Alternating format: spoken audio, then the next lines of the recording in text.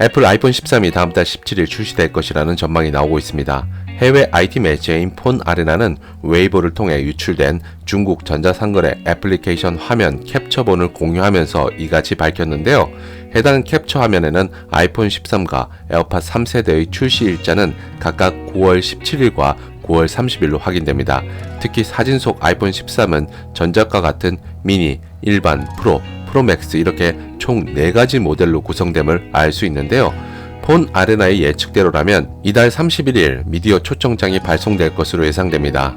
아이폰 13 디자인은 카메라 모듈의 경우 미니와 일반 모델이 대각선 형태로 배치될 전망입니다. 이 같은 예측은 이미 작년 말부터 나왔던 것으로 특별할 것은 없어 보이는데요. 오른쪽 상단에는 LED 플래시, 왼쪽 하단에는 마이크가 각각 탑재되어 있습니다. 디자인에서 가장 크게 달라진 것이라면 노치 크기가 줄어든 것입니다. 이는 다양한 해외 IT 팁스터들이 공통적으로 주장하는 것이기도 한데요. 노치의 경우 폭이 줄어든 것은 아니고 높이가 줄어들 것으로 보입니다. 이렇게 노치를 줄일 수 있었던 것은 라이다 스캐너와 유사한 동일한 카메라 모듈의 RX, TX 및 플러드 일루미네이터를 통해 노치 크기를 줄일 수 있게 됐다고 맥 루머스는 밝혔는데요. 그간 노치 크기에 대한 불만을 가졌던 유저들에게는 다소의 아쉬움을 해결할 수 있을 것으로 보입니다.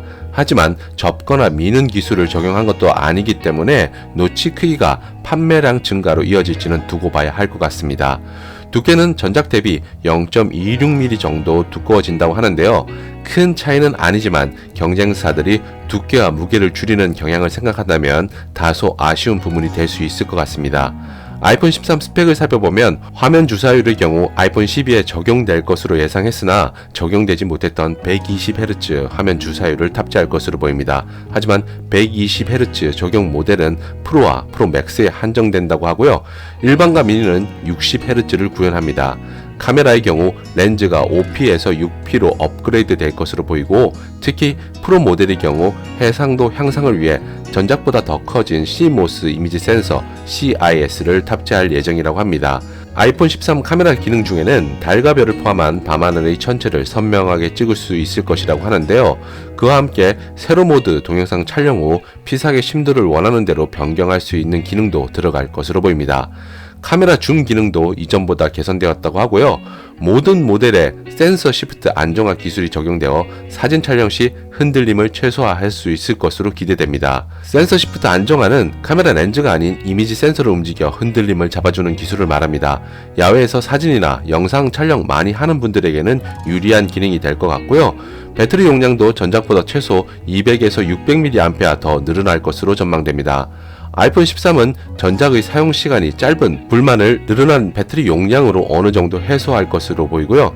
그와 더불어 25W 고속 충전과 더 강력한 자력을 가진 맥쉐이프 액세서리도 출시될 것으로 보입니다.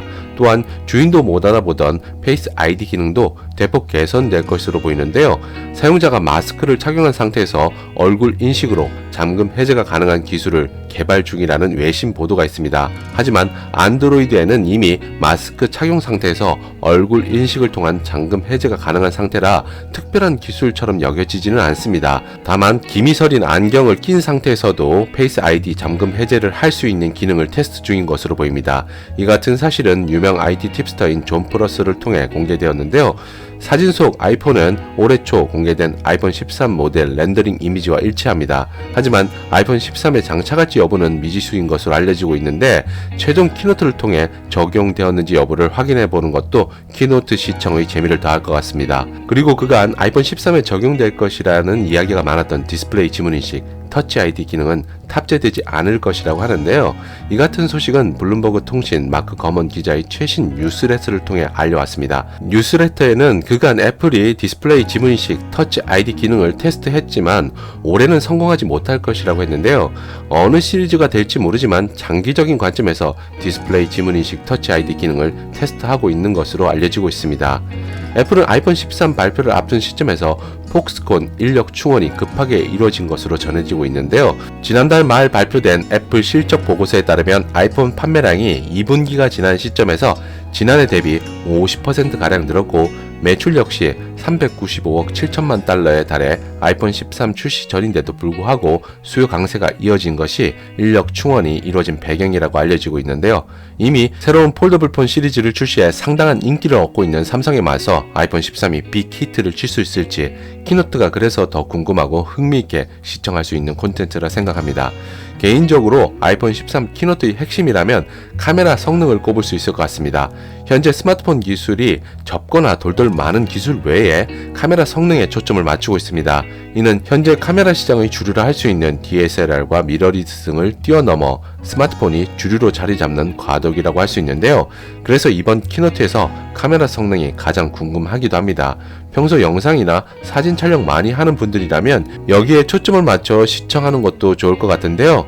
아무리 카메라 성능이 좋다 해도 소비자 입장에서는 가장 눈여겨보는 것이 가격입니다. 이전까지는 아이폰 13 가격이 전작과 비슷한 수준이 될 것이라 했는데 최근 TSMC가 반도체 가격을 최대 20% 올리기로 하면서 아이폰 13 가격 결정에도 영향을 미칠 것으로 보입니다. 이런 이유에서 할인을 얼마나 해줄 것인지도 관심이 가는데요. 제조사에서 내놓은 할인 정책은 모두 동일하게 적용받기 때문에 일단 제외하고 개통점에서 진행하는 할인율이 가장 궁금할 겁니다. 보통 가장 저렴하게 신형 스마트폰을 쓸 수 있는 방법이라면 자급제 공기계가 있습니다. 유명 오픈마켓이나 소셜 커머스 등을 통해서 기기만 구입하고 알뜰폰으로 개통하는 방법을 말하는데요.